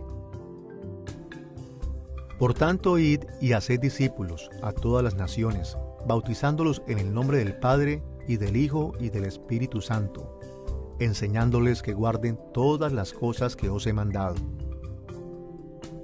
Como podemos ver, los principales métodos que Jesús utiliza para construir su reino son la evangelización, el bautismo y la enseñanza bíblica. Y en lugar de llevar a cabo estos métodos por sí solos, Jesús le ha asignado a la iglesia que los lleve a cabo en su nombre. La evangelización nos lleva a la fe, el bautismo nos une a la iglesia, y la enseñanza nos ayuda a crecer en formas que fortalecen a la iglesia y la llevan a expandirse más. Después de examinar las aplicaciones modernas de la idea de que Jesús construye su reino, reflexionemos en el hecho de que Él gobierna a su pueblo dentro de ese mismo reino. Consideraremos dos aspectos de la manera en que Jesús gobierna a su pueblo. Primero, nos concentraremos en el hecho de que lo gobierna por su bien. Y segundo, veremos que lo defiende de sus enemigos. Veamos primero cómo Jesús gobierna a su pueblo. El gobierno de Jesús se enfoca en asegurar nuestro bien eterno, aquellas bendiciones que disfrutaremos con Él para siempre. Todo aquel que se acerca a Dios recibe misericordia y perdón, como podemos ver en pasajes como Juan capítulo 6, versículos 35 al 37, capítulo 7, versículo 37 y el capítulo 10, versículos 28 y 29, así como en Hechos capítulo 5, versículo 31. Él nos adopta como herederos de Dios y comparte con nosotros todas las bendiciones del pacto que se ha ganado a través de su perfecta obediencia. Podemos leer acerca de estos aspectos del gobierno de Jesús en Hechos capítulo 13, versículos 34 al 39, Romanos capítulo 8, versículos 17 y 32 y Hebreos capítulo 2, versículo 13.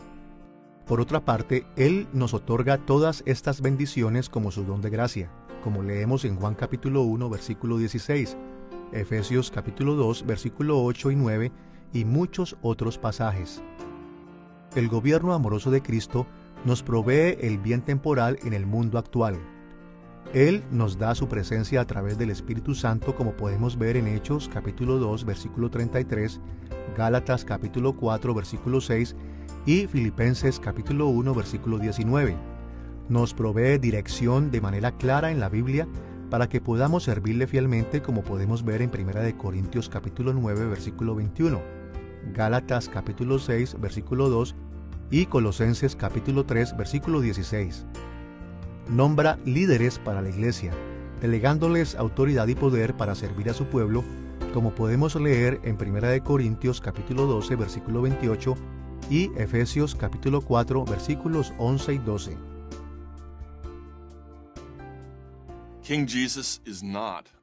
El Rey Jesús no es un dictador cruel.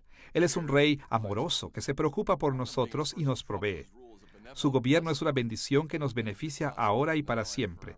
Y nuestra respuesta a este gobierno debería ser obvia. Con el fin de recibir las bendiciones que nuestro Rey tiene para nosotros, tenemos que someternos a su gobierno.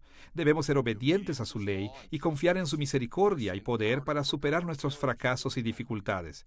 Y por supuesto, debemos estar agradecidos por su liderazgo y alabarlo por su bondad para con nosotros.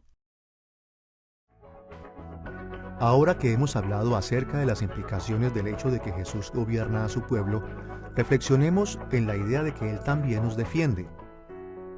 Hay muchas maneras en las que Jesús defiende a los creyentes, pero para los propósitos de esta lección nos centraremos en tres solamente. En primer lugar, Jesús nos defiende contra la tentación del pecado. Como nuestro Rey, Jesús nos defiende contra la tentación de muchas maneras. Por ejemplo, se nos advierte acerca de la tentación con tiempo, como leemos en Mateo capítulo 6, versículo 13. Nos fortalece para resistir el pecado, como leemos en Hebreos capítulo 2, versículo 16, y nos protege de situaciones que nos abruman o nos atrapan, siempre asegurándose de que tengamos una manera de evitar el pecado, como podemos ver en 1 Corintios capítulo 10, versículo 13, y 2 Timoteo capítulo 4, versículo 18. En segundo lugar, cuando caemos en tentación, Jesús nos defiende de la corrupción del pecado. Una manera en la que Jesús nos defiende contra la corrupción es disciplinándonos y corrigiéndonos cuando pecamos, para que no seamos sometidos al dominio del pecado. Esto lo vemos en Jeremías capítulo 46, versículo 28, Hebreos capítulo 12, versículos 5 al 11, Apocalipsis capítulo 3, versículo 19 y muchos otros pasajes. Y otra forma en la que nos defiende contra la corrupción es dándonos el don del perdón y la limpieza de nuestros pecados cuando nos arrepentimos, como podemos ver en 1 Juan capítulo 1, versículo 9. En tercer lugar, Jesús nos defiende de las acusaciones del pecado. Todos los cristianos somos propensos al pecado, y cuando pecamos, Satanás trata de persuadir a Dios para condenarnos, como leemos en lugares como Apocalipsis capítulo 12, versículo 10. Pero Jesús nos defiende de estas acusaciones para que Dios nos considere como perfectamente justos. Aunque las Escrituras hablan a menudo de la intercesión de Cristo por nosotros en términos de su oficio sacerdotal, Romanos capítulo 8, versículo 34, indica que esta también es un aspecto de su realeza. Como gran rey vasallo, Jesús defiende a su pueblo contra las acusaciones e intercede por nosotros ante el gran emperador que es el Padre. Como Jesús nos defiende de manera tan fuerte, podemos luchar contra el pecado con gran confianza. Si nos basamos en su fortaleza para resistir la tentación y en su perdón para limpiarnos de los efectos del pecado y en su defensa para protegernos de las consecuencias del pecado, nada puede hacernos daño. Jesús es el gran y poderoso guerrero que nos guía en la batalla contra el pecado. E incluso si no luchamos bien, de todas formas no podemos perder, porque Él no lo permite. Siempre nos guardará y nos protegerá, nos perdonará y limpiará, nos defenderá y nos absolverá. Y finalmente nos llevará a las bendiciones inagotables de su reino eterno. Ahora que hemos visto las maneras en las que Jesús gobierna a su pueblo, estamos listos para reflexionar en el hecho de que también vence a sus enemigos.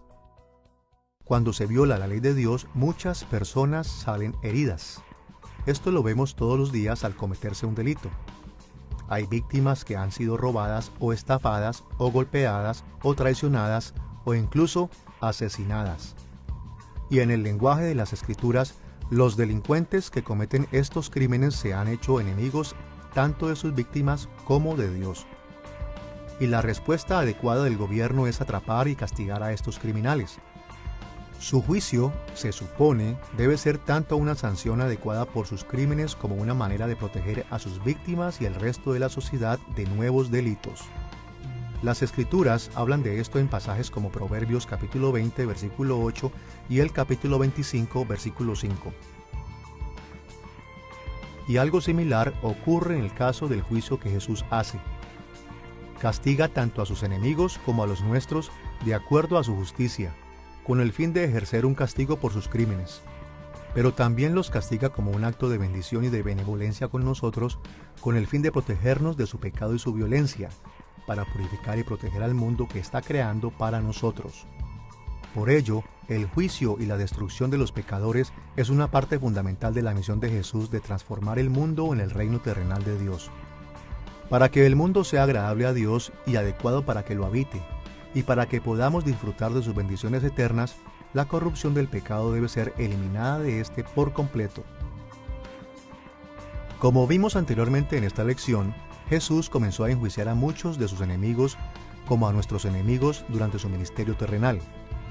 Estos enemigos incluyen el pecado, la muerte y los demonios. La victoria de Jesús sobre estos enemigos es segura, pero no ha terminado de castigarlos todavía.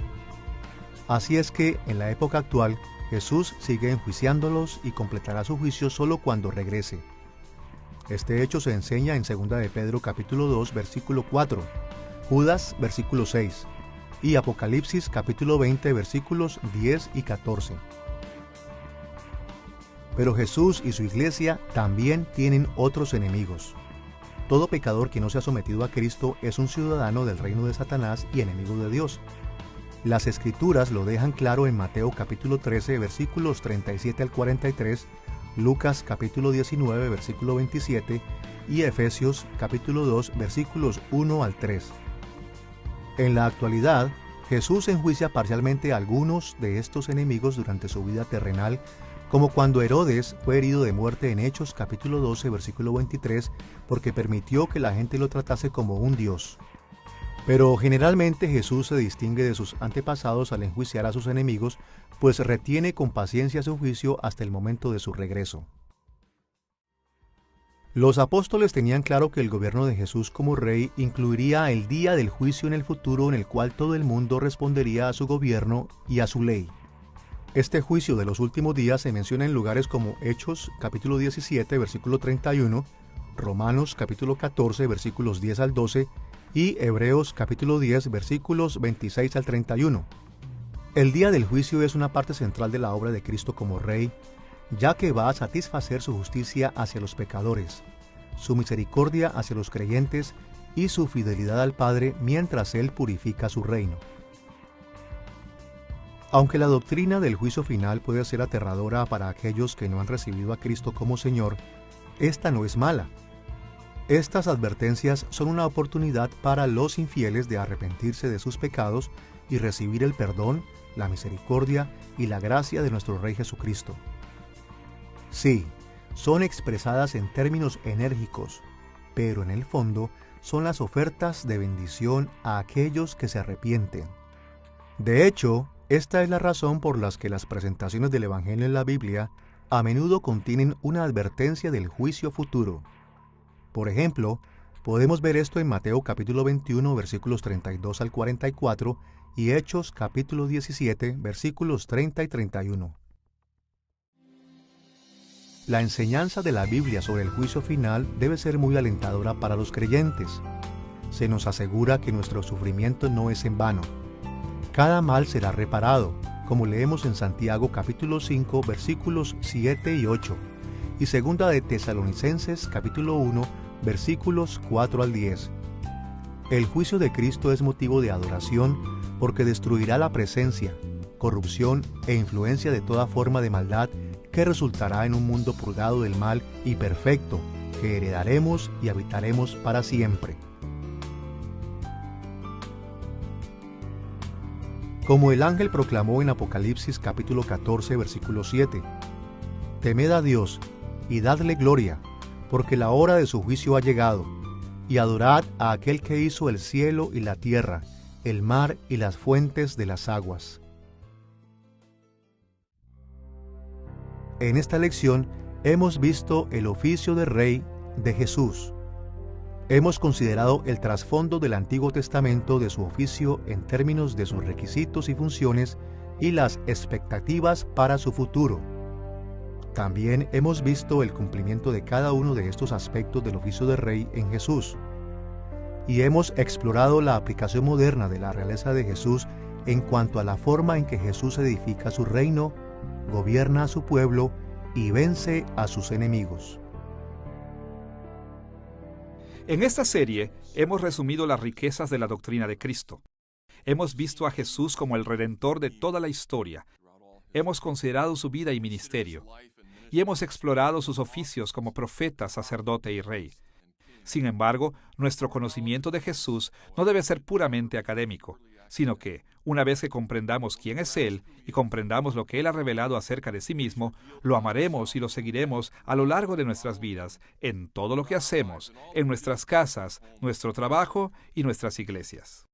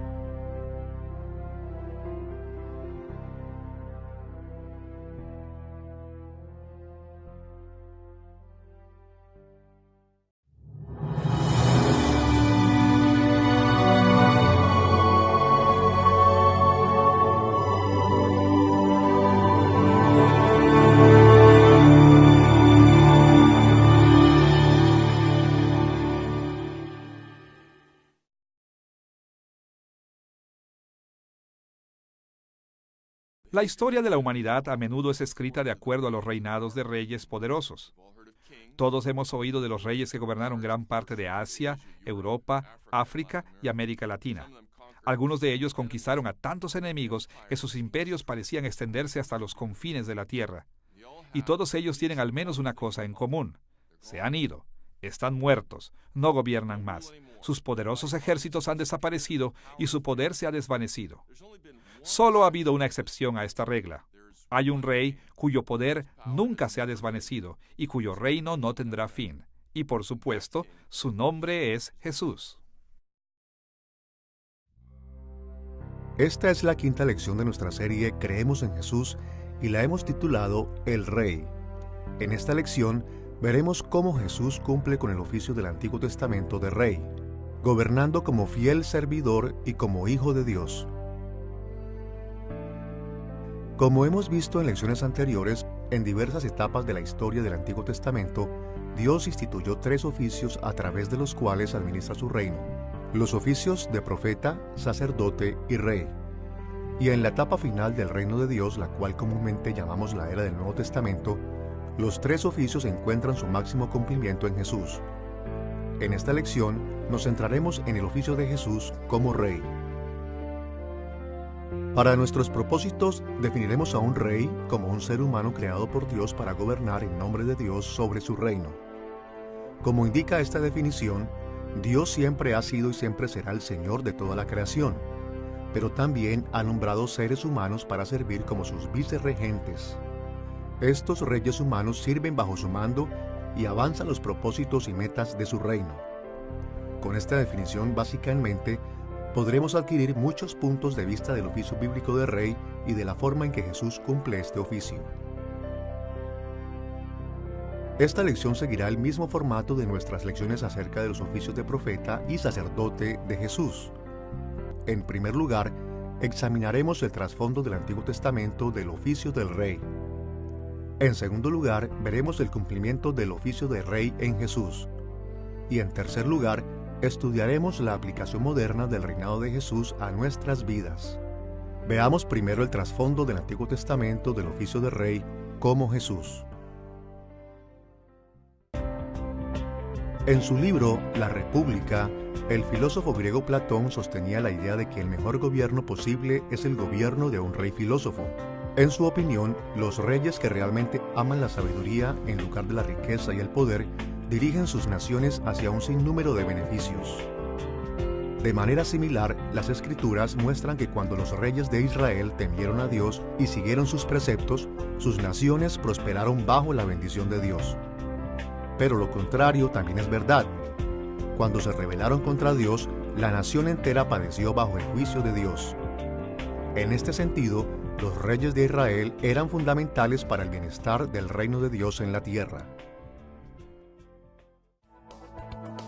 Examinaremos el trasfondo del Antiguo Testamento del oficio de rey examinando 3 temas. Primero, los requisitos para el oficio de rey.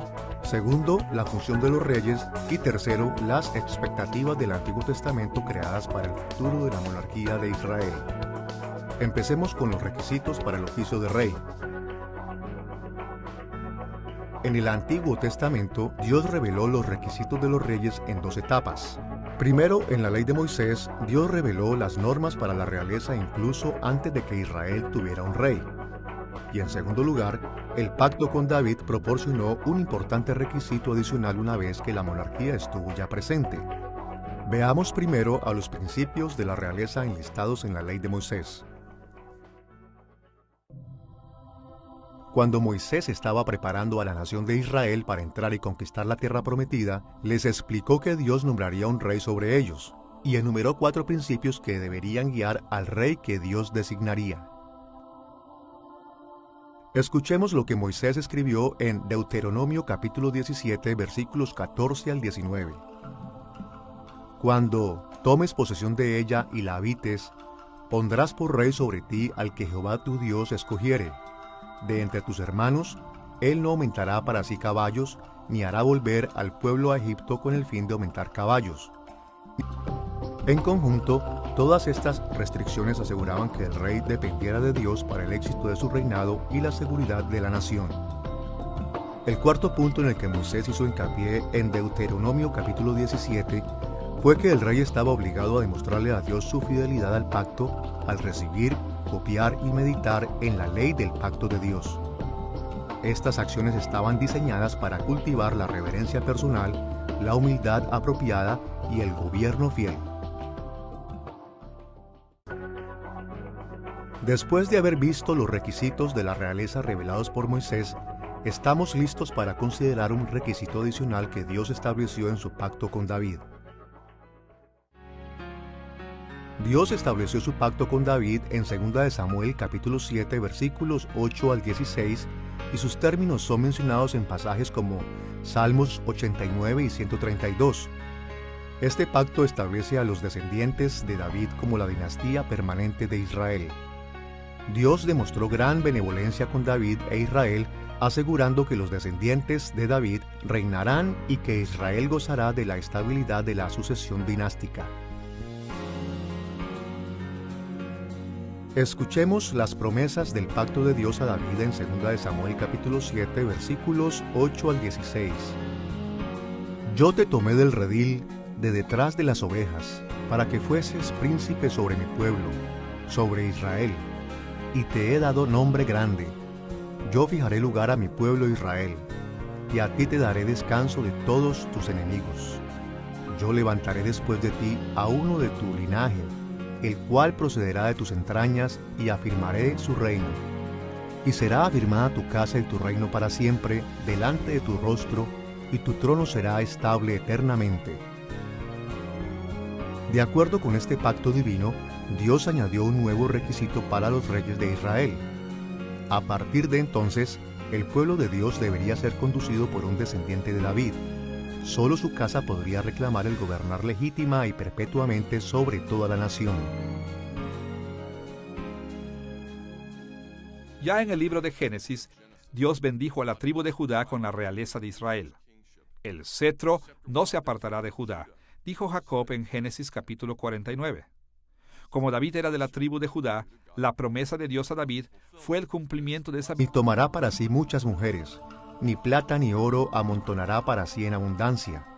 Él escribirá para sí en un libro una copia de esta ley, y leerá en él todos los días de su vida, para que aprenda a temer a Jehová su Dios, para guardar todas las palabras de esta ley y de estos estatutos para ponerlos por obra.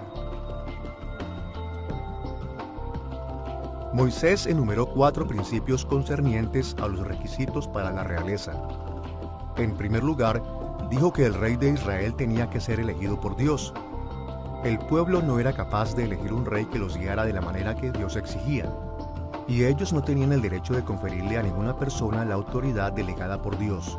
Solo Dios podía delegar su autoridad, y solo la delegaría a una persona de su elección. La segunda cosa que Moisés mencionó en Deuteronomio capítulo 17 es que el rey tenía que ser un israelita, es decir, tenía que ser nativo de la nación escogida por Dios.